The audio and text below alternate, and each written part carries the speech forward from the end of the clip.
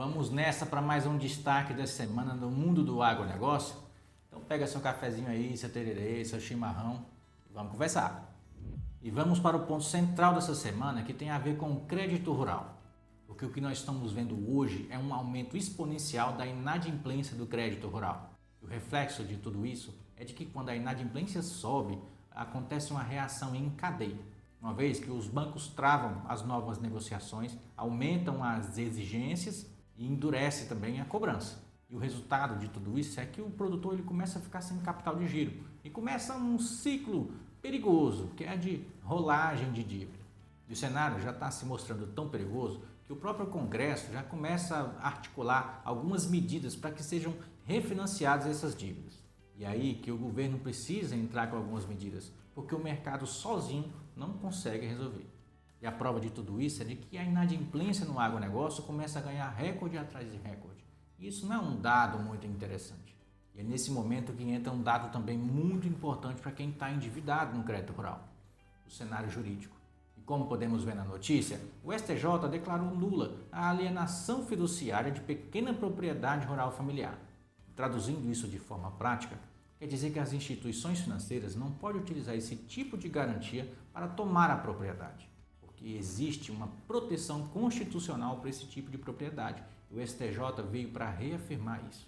E um segundo ponto veio essa notícia lá do Tribunal de Justiça do Goiás, onde ele fixou a limitação dos juros a 12% ao ano e também um reconhecimento de excesso de execução.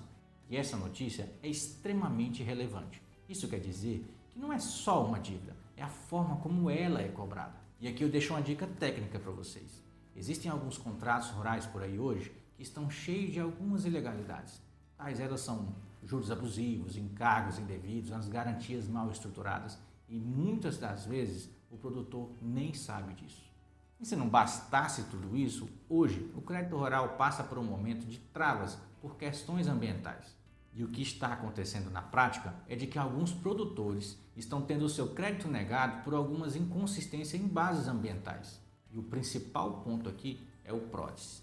E mesmo quando há divergência ou algum erro de interpretação, mesmo assim o seu crédito é negado. E essa situação gera uma insegurança jurídica absurda, porque o produtor ele fica travado por uma regra que nem mesmo cabe uma defesa adequada. Tanto é que o próprio governo já detectou essa situação e já estuda uma forma de flexibilizar essas exigências.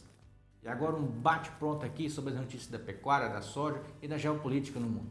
Olha aí essa notícia, o boi gordo disparou e alcançou o seu maior valor da série histórica. E com as exportações em alta, os frigoríficos estão até paralisando e reduzindo o abate por falta de oferta. E em relação à soja, o USDA manteve a safra brasileira com estimativa de 180 milhões de toneladas, mas com os estoques ainda pressionando o mercado. E agora falando sobre a geopolítica, as tensões do Oriente Médio continuam impactando os combustíveis e também os fertilizantes que são utilizados aqui no agronegócio brasileiro. E por mais que falem por aí que o Brasil não está sofrendo as consequências daquelas tensões, não acredita nisso não. O Brasil está sofrendo sim, e a gente já vê isso lá na bomba de combustível.